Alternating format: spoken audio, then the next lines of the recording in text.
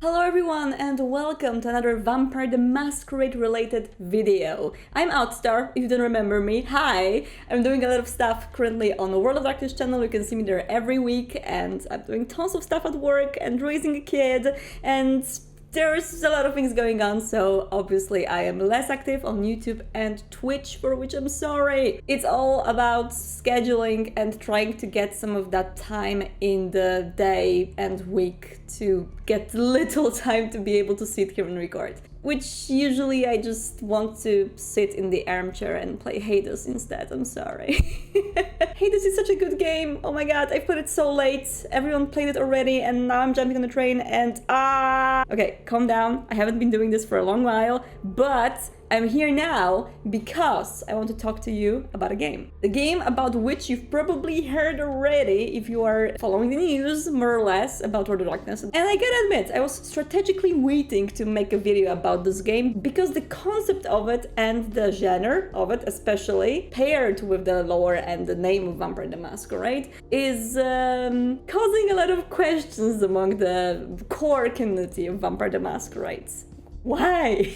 And I was waiting for the game to be available to watch, stream and play, and currently it is in closed alpha. There's a lot of people who got in through either the website giveaway or Intel giveaway, and there's tons of streams going on, tons of I need to go to the hairdresser. Tons of videos so we can already see what the game is about, and I was waiting for that. And it's difficult to talk about this game without having this thing in front of you, because no matter how much you will tell the core Vampire the Masquerade audience that hey, this game is a Vampire the Masquerade game made by VTM nerds, with tons of lore to it, with tons of fun stuff that role players are going to enjoy, even if you don't really enjoy shooting. People are going to say, it's a Battle Royale, it cannot have a story, it cannot have these things, what the hell, what are you talking about? It's a Fortnite clone. So yep, that's what I was waiting, and so far I know we're like 24 hours into the alpha right now, and people are so happy about this game, and I'm so happy too. Like, majority of folks that play this game, I've been like looking online, I've been watching the streams on Discords and everywhere, because I'm just so interested in how people will see this game in general. And I've seen so many people saying, hey,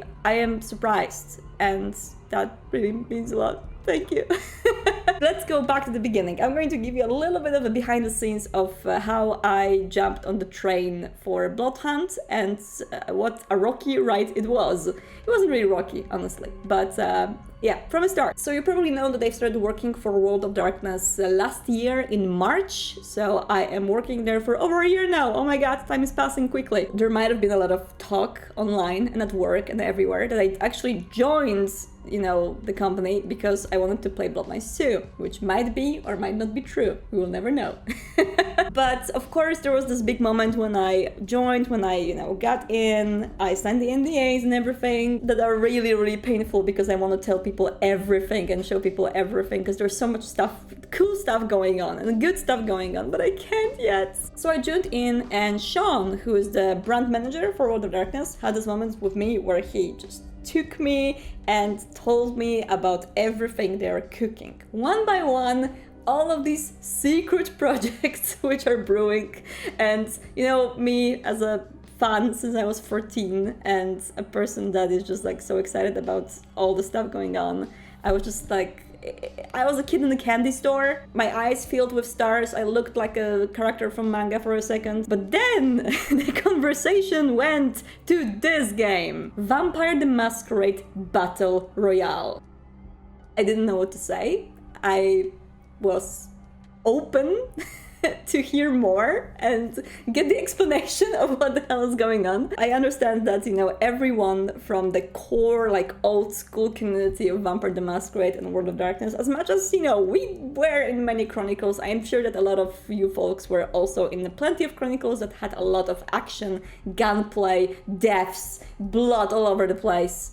There's always this kind of an end of chronicle moment when things like this happen. Maybe not always, but it happens very, very often, at least when I play the game, because blood, guns, and destruction. But it definitely isn't something that you're going to think about, you know, as a very straight connection to one another, and you gotta think about it a little bit more in order to start grasping the topic, right? I thought initially that what the hell is going on, how does it fit, and then I started to learn more about this game, about this project, about people behind it, and I was like, okay, you know what? I'm convinced. Let me play this now. And once I played the game, I was just completely sold, and I am sold right now. I know I'm going to play tons of this game. Now, disclaimer though, I am a person who does play battle royales plenty. I've played tons of Apex, PUBG, Fortnite. These are games which are not really scaring me off with the genre itself. I love playing multiplayer competitive FPS games and TPS games as well. So I was prepared from the genre side, I was prepared from the lore side. It was just about how these two things are going to play together. And the mix is done with tons of respect to the lore itself. Because it's mainly made by those very hardcore VTM nerds, people that played Vampire probably longer than I played Vampire or even knew about Vampire. And there's a very interesting mix in the development studio, which is Sharkmob in Malmo, Sweden, of people who are both TTRPG nerds and multiplayer industry veterans. So people who worked on Battlefield games, Division, and multiple more, which kind of brings a lot to the experience. And this game also had a lot of time brewing, so people may not even realize that in the V5 core book there's some art and some stuff in there which was made alongside the game because it's brewing since 2017. And I'm going to actually flash you some pages with the concept art in here that is actually from Bloodhunt. And one of the concepts here, specifically the Second Inquisition unit called the Entity, was specifically made for Bloodhunt, and now you can actually fight against them in the game. Some people were also speculating that because the game was so quiet about itself, there was like not a lot of news for the past few years or anything, it wasn't announced early, that this is a game very quickly made out of, you know, Bloodlines 2 or maybe the old MMORPG. I feel like everyone who played this game already knows that that cannot be a thing, just because the assets are very much different and very modern, new, so, you know, cannot be taken from the MMO, which was made so many years ago. And I feel like it does show a very much of a different kind of a quality in itself as well. But just making sure, Bloodlines 2 is in development completely separately from this game. They're not affecting each other, they're not taking assets from each other or anything like that. The original plan though, and everyone who follows World of Darkness for a while knows this, was that Bloodlines 2 was supposed to release first, and then Bloodhunt was supposed to follow, and Swansong as well, which is another CRPG, by the way. I haven't made a video about it yet, but I might once we have more content. Let me know if you'll be interested in hearing more about Swansong, because that's a pretty cool game made by the console devs, and I'm personally a fan of the console, so I'm very much rooting for this one. But now that it's shifted, Bloodhunt actually releases out of these, you know, free 3D Vampire the Masquerade games, it releases first. Hence, there's of course a lot of pressure from the Vampire the Masquerade community specifically to make this right. And even if the mainstream gaming community would jump on board of this and say, hey, this is great, ultimately I think the developers wouldn't be that much happy if the VTM particular core audience would say that, hey, this is something not for us, we don't enjoy it, because they are VTM nerds themselves. And so this is kind of a battle royale with a twist. And how it is different from other BRs and how it actually fits into the VTM, let's start with the mechanics themselves, and then we're going to go to the lore. If you don't know what battle royale games are, it's basically a multiplayer competitive game in which you stand against all the other people on the map, or your group stands against all the other people in the map, and you need to gather your equipment on the map. You're starting with nothing except for your personal abilities. And by default in battle royale games, you are being pushed towards some point of the map, so the whole gaming area is getting smaller, and then the final showdown happens. In general, most of the battle royale games are the same. There's a circular area that shrinks slowly. If you are outside of the area, you just get the damage out of unknown source, no one really knows what makes that damage happen, and then you go to the middle and you fight, and that's it. Of course, there are some games which, you know, develop a pretty rich backstories, see Apex Legends for example, but battle royale games by default do not have questing or NPCs, or they kind of rarely have PvE elements. In general, it's supposed to be a good fun of everyone is thrown to the map and fight to your death. So what Bloodhunt does differently? First of all, the circle. This is connected to the lore, but the circle is actually a gas being spread by the Second Inquisition, which are raiding the old town of Prague. While Camarilla and Anarch factions are battling themselves in the middle of the city, SI is closing it off from the sides and spreading a substance which they specifically invented to target vampires. It's completely not harmful to humans, but vampires kinda act like they would be in the sunshine when their skin gets contact to it. If you will run outside of the zone in Bloodhunt, you will see your character's skin kind of peeling off, and the effect visually seems very similar to how a vampire would look in the bright sun. And this of course poses a very good question: why not sun? It always rises from one side and it pushes people to the edge of the map, hiding behind the buildings in a predictable manner, and even if you take some geographical liberties and move the sun around the Prague, depending on the map, it would still make the shape of the place that you are being pushed to very predicted. While gas, it can actually spread throughout the streets very unsymmetrically. And when I was playing the game, I actually had the situations where, for example, there was a tunnel made out of gas, so there was like a street that was very narrow, and it went through the whole map, and the gas was spreading from one side of the street to the other, so you had to run to the very edge of the map while the area was getting more and more narrow, and the showdown happened there. It was super intense and dynamic, and vampires were just running towards the edge of the city in order to survive. So this of course is very much of the end of Chronicle kind of a scenario, a very big showdown in the middle of the city, which is partially separated from humans because of the SI, but humans are still a part of the business there. They are on the streets, they know that something bad is happening, they are very alerted, they're usually not moving, they're trying to mind their business, wait for any help to arrive, and they do make the masquerade of this game, which is absolutely an element in it. So how the masquerade works: if you do anything vampiric around a human, and I mean feeding on another human in the presence of someone who is watching you, or using your disciplines, or even jumping from a very tall building, or doing those weird things that you do with the movement very close to a human eye, that will reveal you on the map. Small things such as, again, falling from a tall building and not receiving a damage because you're a vampire, make just a little echo coming from you, so there's like a little indicator on the map that someone is here. Humans are screaming when they see you acting suspiciously, they are running away, so this also is an indicator for your enemy: ha, there's a vampire there, I'm going to go there and murder you or diablerize you. But there are worse offenses, so when you are feeding on someone in the presence of another human, or when you kill a human, you are breaching the masquerade, and that gives you a Bloodhunt debuff, which is super long, makes it very difficult to play because you are visible to everyone else on the map as the red shining dot on the map moving around.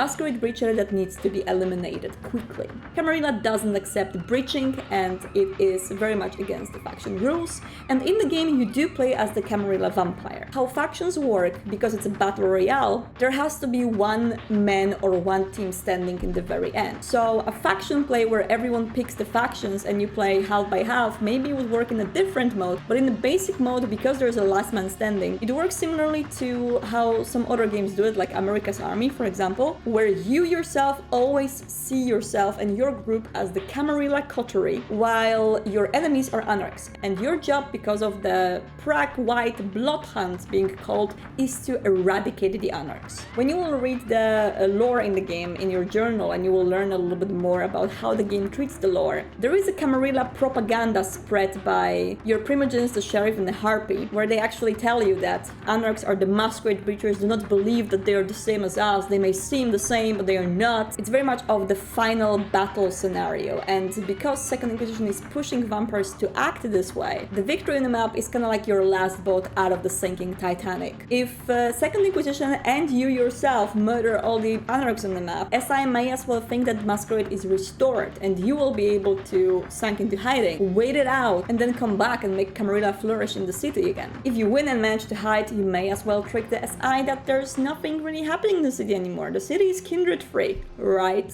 And of course there are very basic Vampire the Masquerade themes in the game, so feeding on humans, and also V5 themes such as resonance. All vampires in the game by default have the very first level Auspex ability, heightened senses, which allows you to scan the environment. And there is a little thing taken from another discipline power from V5, I remember. I don't remember how that one was called, but basically you can hunt for a specific resonance. You can see people glowing in different colors when you use your Auspex ability, and you can pick the ones that are going to serve your vampire the best. Some vampires and By that I mean some players are going to enjoy choleric resonance more than phlegmatic or sanguine, and you have particular amount of slots for that resonance that you can feel by feeding on particularly resonant humans, and the amount of slots can be heightened by diablerizing other vampires. If you down a vampire in the game, if you have a duel in between yourself and you win successfully putting them into a state close to torpor, you're able to diablerize them, which is very satisfactory. The animation is beautiful. Finally, the forbidden sip in the video game. Does that mean that the game means stains for days for characters which are in the game? Yes, absolutely. But you don't have to worry about it because the whole events in the game happen during one night. The remorse check would happen later. As for now, this is your survival. And just like with heightened senses being available for all the vampires, the game does take a little bit more liberties with the lore in order to make sure that the gameplay is super fun. And that is visible in the traversal, which most people who play the game say it's the best part of this game. It's just so fun. It makes you feel like a vampire. You're able to climb every single building in the game. You're able to make huge leaps forward. But of course, in the TTRPG, not all vampires can climb the buildings so nicely as characters in this game. But again, this is a liberty taken in order for the gameplay to be more fun. And yes, you can totally make a character like this in a TTRPG game. I actually do plan to make V5 character sheets based on the archetypes in this game, with very similar abilities and able to do similar things in the tabletop. So look forward for these videos because they are going to happen.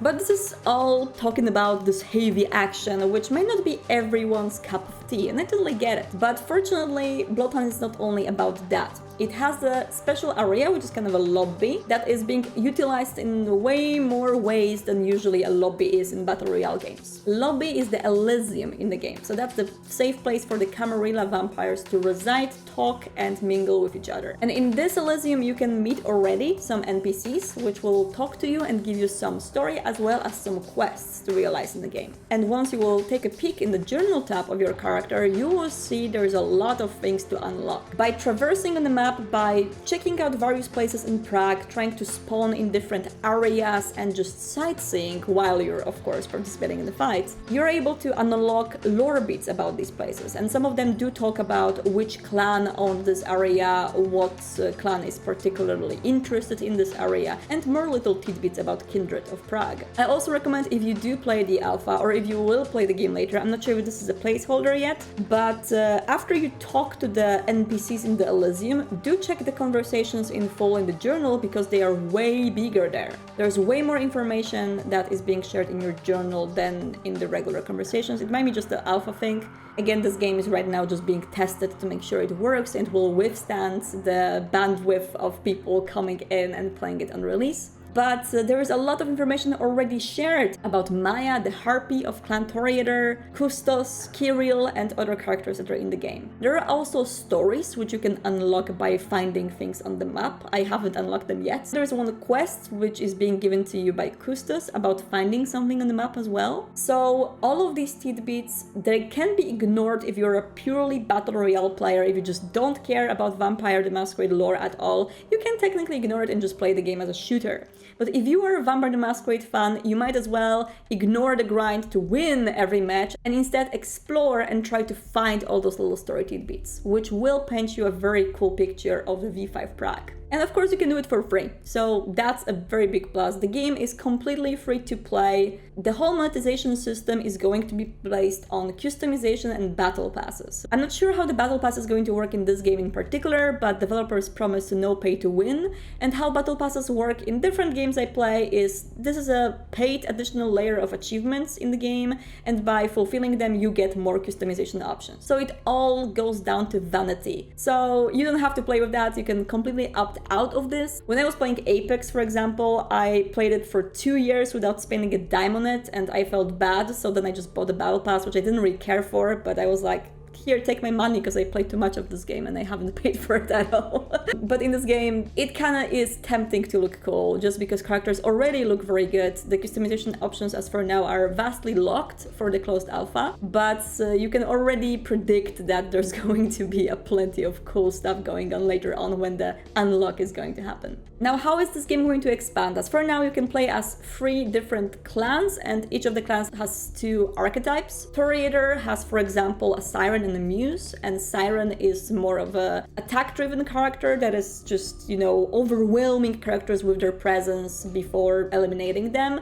while Muse is way more of a support character, so they are inspiring the characters around them in order to win the battle. There are two archetypes for Bruja. One is more mobile, using more like celerity kind of powers, but also potence powers, and the other is a bit more potence based, I believe. And there are two Nosferatu characters, in which one explores animalism more and the other is more obfuscate driven. And the next clan introduced is going to be Ventru, so we are waiting now on how Ventru are going to play. Are they going to be tanky with the fortitude? But of course there's going to be a lot more different expansions to the game in itself. How Battle Royale and live games in general work, they do entice people with changes and additions that are seasonal. So each season in the game you have more stuff added, and if you will browse your journal they play right now in the closed alpha, there are some hints at what might be added already. I'm going to point out, for example, at the piece about Elysium. There's a letter to one of the characters in game which describes all the things that Elysium has in game, which the current Elysium doesn't show yet because there are some locked areas. So yeah, more story is going to unfold with the seasons, and we're going to get a better picture of Prague as the seasons go. What you see so far, of course, is a closed alpha, so it may have a lot of bugs. It is very much unfinished content-wise, but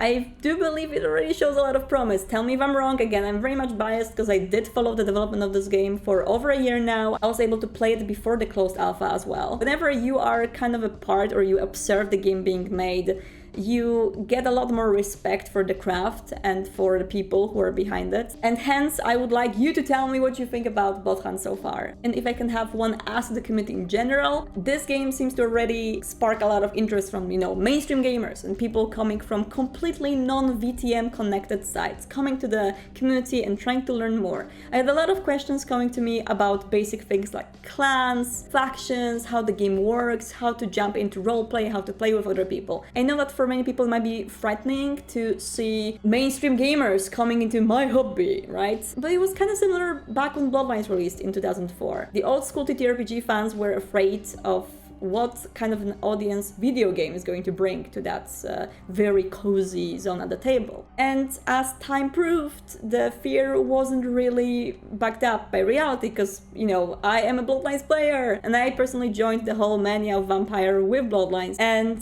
I've met a lot of people this way that were able to have super deep emotional and rich stories at the table. And I do feel like there's a lot of players coming from the gaming, mainstream gaming right now, which can also get to the table and write, tell, or roleplay very, very deep stories. So my ask is be open to these people and be nice to them, okay? And as much as it might seem a very untypical way for a Vampire the Masquerade fan to begin their journey, as for us, the old school fans, it might as well be a very popular way of getting in the future. And hey, in the ministry way, come in. I'm going to teach you. Watch my videos. I'm going to show you everything. So yeah, that's it about Bloodhunt. Let me know what you think. There's going to be more videos happening. I am planning something super nostalgic for next week. I am making a second video with Rick Schaffer. You may not know that yet, but he released a second part of the music from The Vault, which is unpublished tracks from Vampire the Masquerade Bloodlines. And I'm getting a lot of info from him about how these tracks were made and what's the story behind them, so that's going to be my next video. I hope to see you there, and remember, don't get lost in Prague. I mean, in the night.